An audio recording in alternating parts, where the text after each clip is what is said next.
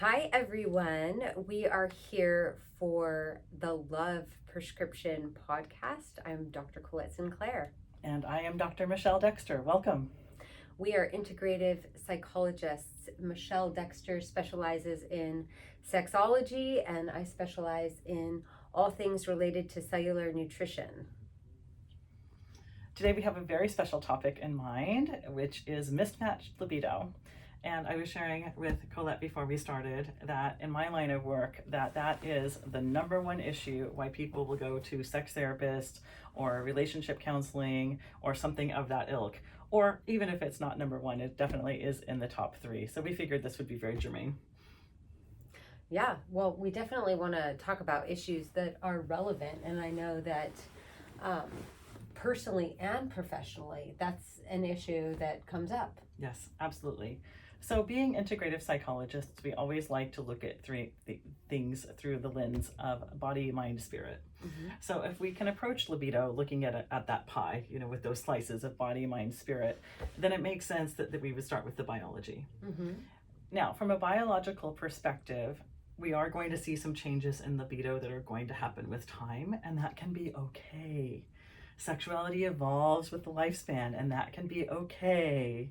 The things that turn you on and the way that you sexually perform at 18 versus say 78 might be different, and that again is okay. So just a few biological notes here that arousal will take a little bit longer with age. And so again, that can be okay. I always make the joke that, oh gee, as you age, you're going to have to spend a little longer with foreplay. So sad for you. Yeah. So again, if you can just feel into that and be in the space of I accept my body where it is, that can make for a much more enjoyable experience. So the second thing to note about biology is that, again, what turns you on at 18 versus what turns you on at 78 might evolve. And again, that's okay. That's just a reflection of how life goes. You might get a little bit more kinky as you age. Sure. It could happen. Sure. Or your preferences might change, and again, this is just natural evolving human sexuality. Sometimes people are so very afraid, like, but they panic. It's all right. It's okay if your preferences have evolved. There was a comedian who talked about how he got older. He was attracted to women who looked older, and he was kind of horrified. And I said to him, look, it's probably that as you're evolving, that the women that are getting older are closer to you in age, and perhaps it feels like a better match. And again, that can be okay. And there's different attraction points. Yes. When we're younger, we're very much attracted to the physical. Sure. But as we get older, our biology responds to different points of attraction. Well, sure, because sexuality is so much of an interesting pie. The attraction is not only physical; it's mental, it's emotional, it's psycho-spiritual. It's about what was your sexual script that formed as you were growing up. Again, so many pieces. Yeah. So all of that informs it. But other than age and stage in life, I think lifestyle really plays into biological. It does. Sexuality as well. It does. So I noticed that there's a huge correlation between activity level and libido, eating habits and libido, alcohol or drug use and libido, and not necessarily higher. A lot of people use substances to get into the mood, but what I have found is that people that refrain from substances have higher libidos. It depends entirely. The research on this is not entirely clear. For people with addictive personalities, that many of them do report that they're more able to perform sexually. But then again, there's the opposite finding too. So again, it's kind of a murky mess that science is still trying to figure out. But science is clear on this, that as we're getting older, that the vascular system, does have some aging impacts. And so that is why we need to be nice to our vascular system. It's all about blood flow. Yes. All about blood flow for men and women. Yes. Yes. So yes. Think in terms of the nutrients that support blood flow. Physical activity, any cardiovascular activity is going to support blood flow. So that is what needs to be maintained. Right. Do you have any other recommendations for supplements? What I can tell you is that in my practice, the men that I see, and women actually, there's always a correlation between low libido and nutritional deficiencies. And there are some nutrients that are very specific to sexual health. Again, anything that supports cardiovascular health, myelination. There are some minerals that are very helpful to men in particular. One that's helpful to men and women is manganese, which is a mineral that comes from the sea, and that supports proper sexual health. For men, I like to recommend vitamin E and selenium to keep those hard-ons hard. But that has to be done in conjunction with, physical activity and other health strategies. And the bottom line is that the mindset, the thinking of the individual, their belief systems, and then how their partner actually turns them on, that is a much bigger part of the equation. Yes, absolutely. Yeah, so before we move on to the mind portion of this conversation, I want to point out a couple of things. There's been significant research that has shown that many men who are suffering with erectile dysfunction are zinc deficient. So that's a quick and easy supplement that's easy to take. Yeah. And also nitric oxide is very powerful as a supplement for erectile dysfunction. And so you can find that in certain foods like beets, but then there are also nitric oxide supplements that you can take over the counter too. I think that anyone over 50 should be, putting beets into their diet on a regular basis. Yeah, they really are a superfood. But again, for cardiovascular health. Right. Yeah, it'll only help. Yes, but moving on to the mind portion of this conversation. So this really gets into how is my sexual script formed, and then what beliefs have I taken on because of it. So your sexual script is formed in childhood, and it's formed by a number of things. It's formed by the adults that you observed, because you learned like, oh, that's how you do love, sex, and relationships. By the TV shows that you watched, the music that you heard, the plays or theater, so all media, really is informing that sexual script. And so it should not strike you as surprising that some people would grow up with a particular type of preference for, oh, this is how you do love, sex, and relationships, if they've been exposed to a certain particular thing. So, Hugh Hefner famously had a type, and I imagine that based on that type that he was putting in his magazine, that a lot of people grew up with like, oh, that is what I'm attracted to, because they were exposed to it repeatedly throughout their childhood and teenage years. So whatever your script is, it's fine. The only thing is that, because this is a sex positive podcast, that as long as no one is getting hurt, as everyone consents and everyone is able to consent, we're all for it. So getting into those limiting beliefs. So your sexual script may have also been impacted by your culture, particularly what you were being trained to think about when it came to sexual expression. So, for example, people who were raised in ultra-conservative environments, who are taught that the only acceptable sexual expression is in the context of in marriage, heterosexual marriage, and for the purposes of reproduction, are going to have a lot of shame and guilt about any type of libido or sexual expression that's outside those confines. Yeah. So that's a limiting belief that needs to be, seriously looked at and probably reconstructed. I've known several people who have been in that boat in my personal life and in my professional life, and those are the ones who really, really, really struggle to give themselves permission to be sexual. I remember treating one young woman right around, I would say teenager, I want to say late 18 or so, and she was crying in my office about, I've had non-marital sex, and when I was with God I felt so good, but now I'm outside of God, and my heart really hurt for her. Because that's not my philosophy about love and sex. My philosophy about love and sex is that sex is good and healthy, and that it can have, a wonderful bonding effect for relationships. I often make the joke that it's the glue in the relationship.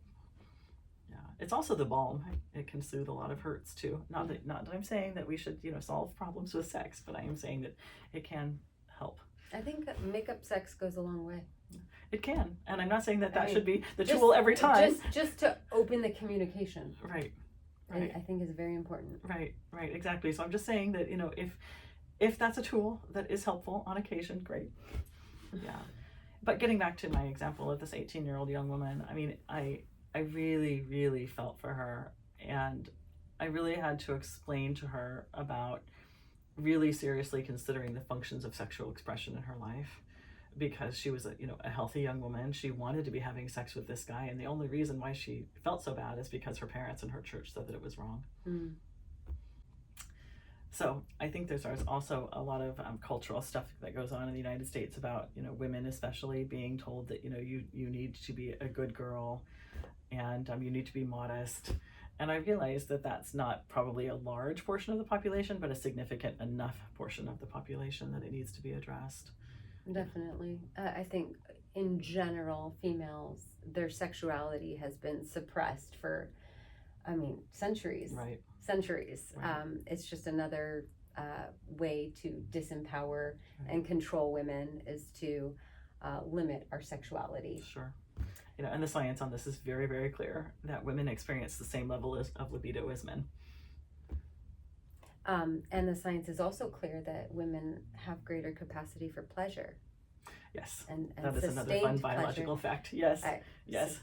Yeah, it was Masters and Johnson who figured that out, that the average orgasm for a man lasts, I believe, if I'm remembering my science data correctly, I think that it was about 3 to 7 seconds, where for women it was more like 5 to 15.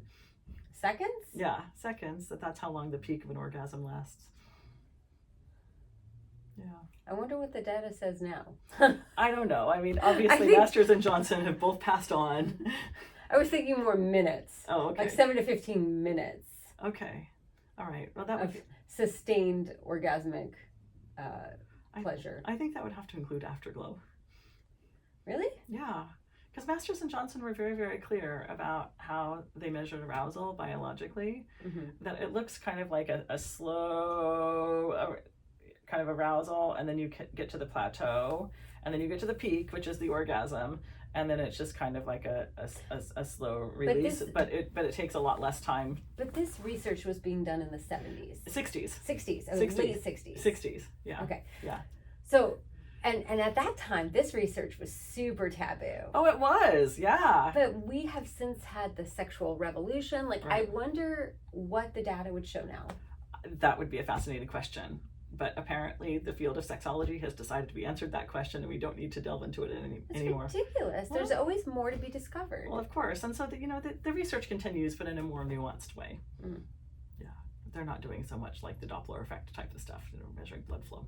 But I think that as far as sex goes, the role of the mind has really been so underestimated. Well, of course. I mean, you've heard that old joke that the biggest sex organ is right between your ears. It's my biggest sex organ. Sure. Absolutely. If I'm turned on mentally, that can go a long way. Well, absolutely. And the science on this is very clear that people who have sexual fantasies report a much more satisfaction in their sex lives. That seems convoluted to me. There could be a lot of reasons for that, because... Well, think of it this way. They were studying people who, for whatever reason, do not allow themselves to have sexual fantasy. I'm imagining, again, I'm just guessing, that the reason why many of those people don't is because they have some type of religious or limiting belief that says it's not safe or it's not okay. Right. Yeah. And so when they compared those groups of the people who would not allow themselves to have sexual fantasies versus the people who allowed their minds to run full bore, that the scientific group that did, that their level of sexual satisfaction, self-rated of course, was significantly higher. Well, I would think that all areas of their life would be higher. Like their general happiness quotient would be higher. Well, you would think. I mean, obviously, sexual expression is correlated to all kinds of uplift in mood because of, the neurobiology behind it. Yeah. But just being unrestricted in where you allow your mind to go. Right. I think would lead to greater happiness and sense of personal power. It does. That's what they found in that same study. Yeah, they found that people who allowed their minds to roam wherever they wanted to go, that they found that those people felt that they were just much more, what's the word I'm looking for? Unbound in life in general, and the no fantasy group, that they were just a little more rigid.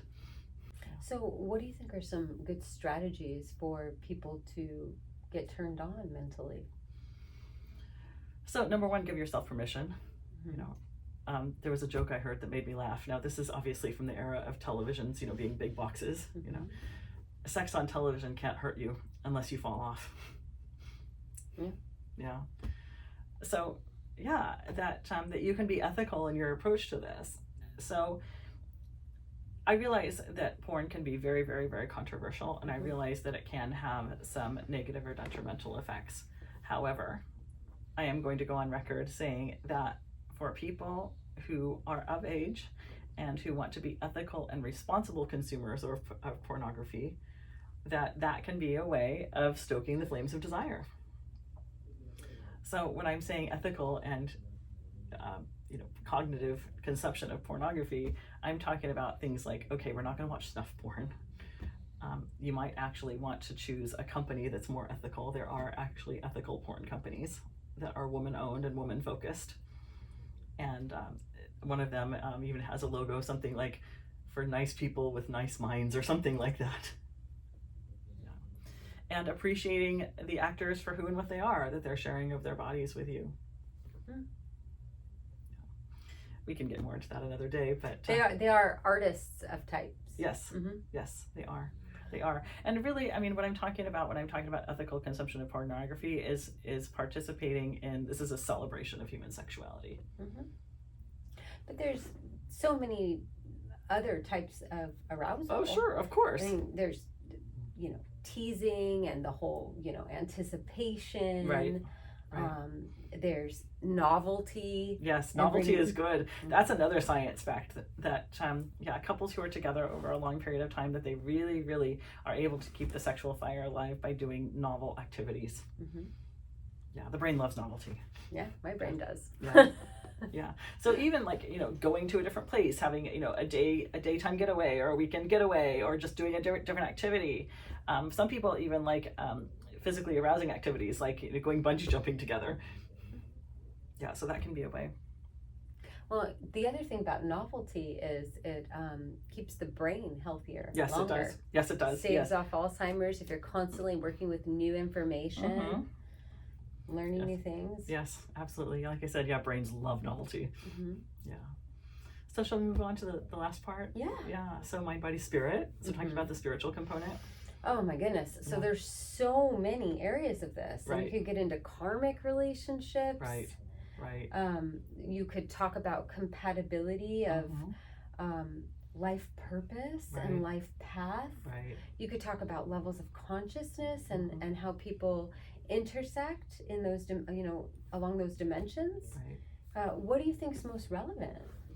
Well, here's what occurs to me is that most humans appear to want to be seen as people. And I think that that's really what people, not all, because again, sometimes it's appropriate just to have, body on body sex where there's just no other connection. But most people seem to really want to be in that place of intimacy or intimacy. And that's where I think that the spiritual component comes in, where it's, I'm going to share my body with you and I'm going to share this intimate act with you because I want to be connected to you. And I want to be connected with you. And I want to have something that's, just for us in this moment. And for men and women, it's very different. I find this so fascinating that men will often have sex to show their love and to show their intimacy, and women will often have sex because they feel loved and because they feel intimacy. So that can work together really, really well, but when it's not working well, that's where there's a problem. And so that's why I hear complaints from men in heterosexual relationships, like, well, I did the dishes and I washed her car and she still wouldn't have sex with me. I'm like, yeah, buddy, you missed the point because she didn't feel intimacy.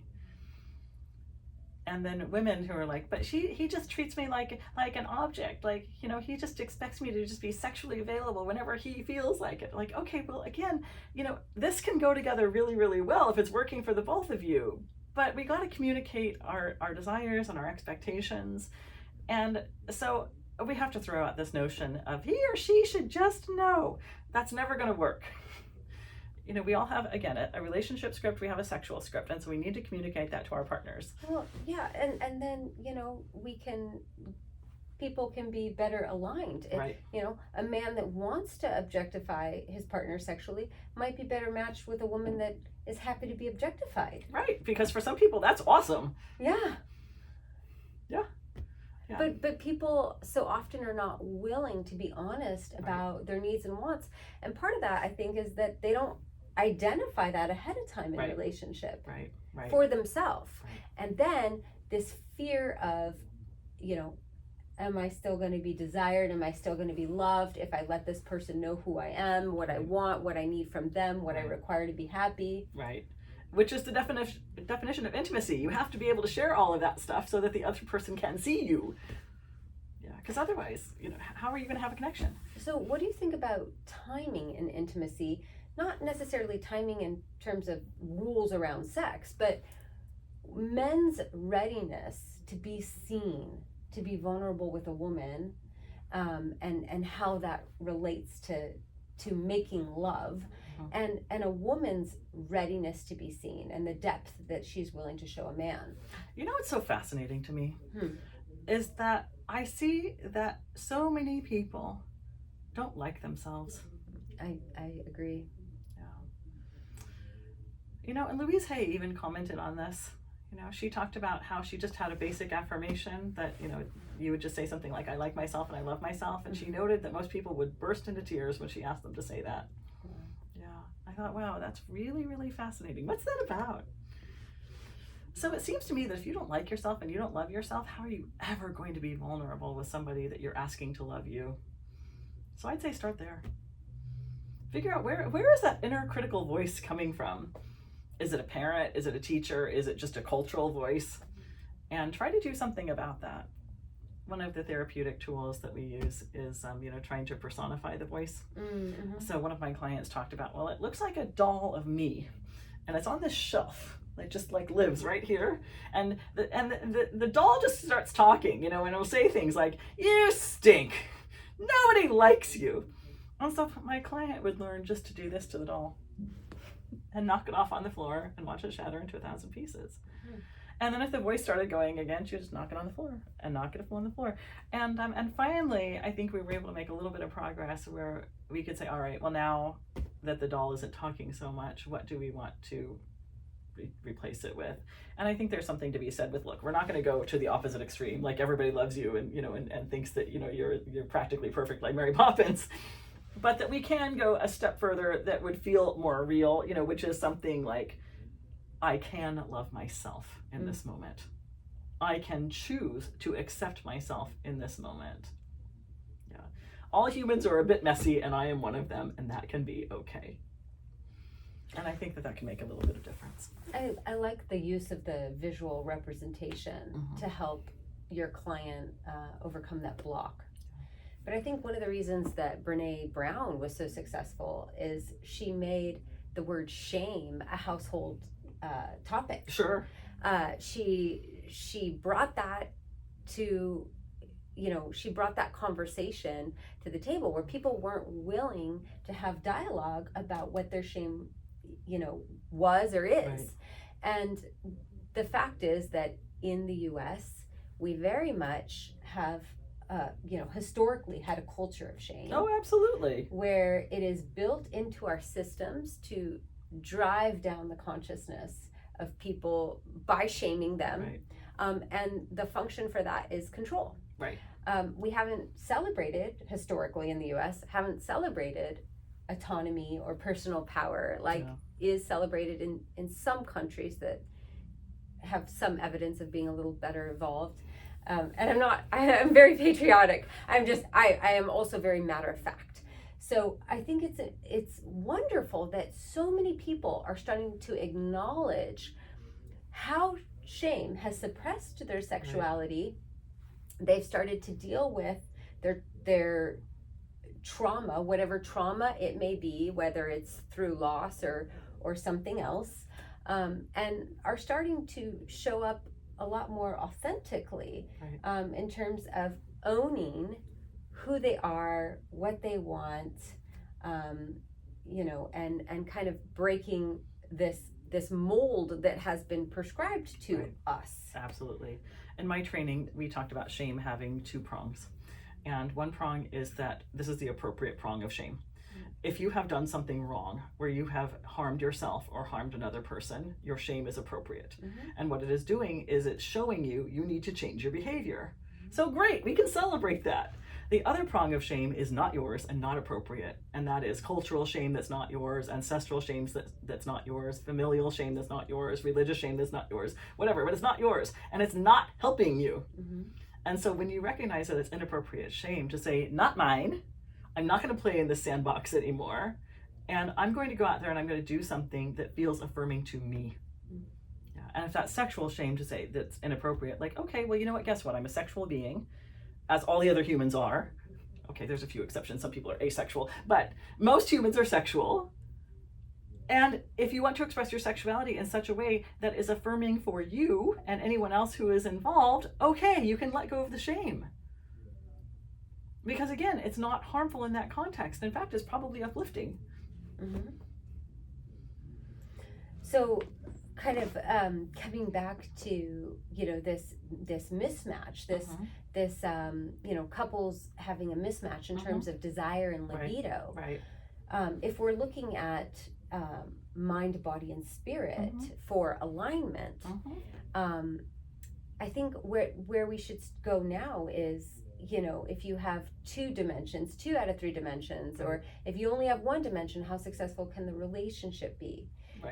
Most often what I see is people that have the biological or the chemical or the physical connection, and that's all they have. That's all they're able to sustain in the relationship, and they don't have the mind or spirit connection. So that has to be fostered. But what about when it can't be fostered? What about when you have someone that has low to no spiritual potential? You know, what about when you have someone who's not willing to engage the intellect? You know, there's a function, you know, to all the stages of relationship. You know, the function of the first 3 dates is just to get to know each other and to see, do we want to keep dating? The function of exclusive dating is to see, do we want to keep doing this long enough that we want to have an exclusive relationship? Then when we get to the exclusive relationship stage, you know, just to see, can we build a life together? If we can build a life together, what do we want that to look like? For some people, it looks like engagement and marriage. And sometimes it's okay to get to that final stage of marriage or whatever it is, and to say, you know what, we came together for a time, it worked for a great while, we taught each other some things, we had some lovely moments, and I think we're complete. So look, for some people, hopefully there aren't children involved, because I always hate to see couples with children split up before the kids are out of the house, but that's just, you know, life. Sometimes life is messy. That, you know, hopefully they can find a way to stay sustained, you know, and be together. But, you know, sometimes it's okay to call it and to say, you know, we did it, it's complete. Now, I do want to say one other thing. You know, there is something of, you know, kind of a biological rhythm to people's libido. And if the gap is too large, like, for example, I had a client where one half of the couple had libido where they wanted to have sex once a month. And the other half of the couple wanted to have sex twice a week. And I had to tell them, that doesn't seem too far off. I'm thinking about twice a week or once a month. No, well, I understand for that couple it would be. But that was a big gap. What about the couples that you have one person that wants it daily or even twice a day, and then the other person is, you know, maybe once a week? Okay, well, that's still a pretty big gap too. Yeah. And so my point being is that, you know, for people with a big gap, you know, you might have to look at, like, you know, some alternative solutions here. Seriously, you might have to open the relationship. That's an option. You know, you might have to end the relationship. One person might have to get really, really, really happy with masturbation. But we're kind of assuming that once people get into marriage, that they've evaluated those 3 areas of compatibility. Well, they should, but some people don't. Come on, let's be practical. Yeah, it's true. They don't. Often. They don't do enough evaluation. It's more about chemical attraction and impulse and all of that. Right. But let's say if we just put this in the dating arena, and people are dating, getting to know each other and exploring their level of commitment, which this is most often what I see with my clientele, because I don't want to say nowadays and date myself, but sex is fairly casual for males and females now. It can be. Yeah. So when you have people that are, they're in the talking phase, but sometimes the talking phase also includes sex for young people. I'm just saying this is what I have observed at this point in time. So sex can be, for some young people, it's like you and I think about shaking hands. Well, that's fine for them. They're totally okay with connecting on that level. At an initial meeting, they have an initial encounter. That is happening. So the problem that I see with that is that they become chemically bonded, and then that suspends their ability to be reasonable in evaluating these issues of compatibility. So they will often overlook, are we spiritually compatible? Are we mentally compatible? Are the circumstances of our life compatible? How are we aligned? In what ways are we aligned? So what I'm asking is, when people are in the dating phase and they get into intimacy right away, how do they then go back and develop the intellectual and the spiritual compatibility to sustain the relationship? My personal position is that the intellectual and the spiritual compatibility has to be evaluated and developed first, and you can always add physical compatibility. Very rarely do I see people invested in who the person is, then they get to sex and they go, gosh, we're just not physically compatible. Because when you're in love with who a person is, it's going to be good. It's going to be good. So what are your thoughts on that? And then I think we need to back the conversation up to the functions of sexual expression. Sometimes a function of sexual expression is, I have a libido, I'd like to express it. This person seems compatible for whatever reason, so we don't know each other very well, but that's fine. We're going to explore it together. Mm-hmm. And so that's, the function of that encounter. And so if they want to add things more to it later, then okay, they can make that attempt. For other people, they want to have all of those needs met up front before they're engaging in a sexual encounter. So you're saying it's very individual. It is, because you know what? I mean, I'm going to quote a friend of mine. He said, I'm going to have sex with you not because I like you, but because I'm horny. And I thought, okay, so that is telling us the function of what he was telling. These were mutual friends. This was not involving me. This was a man and woman I knew.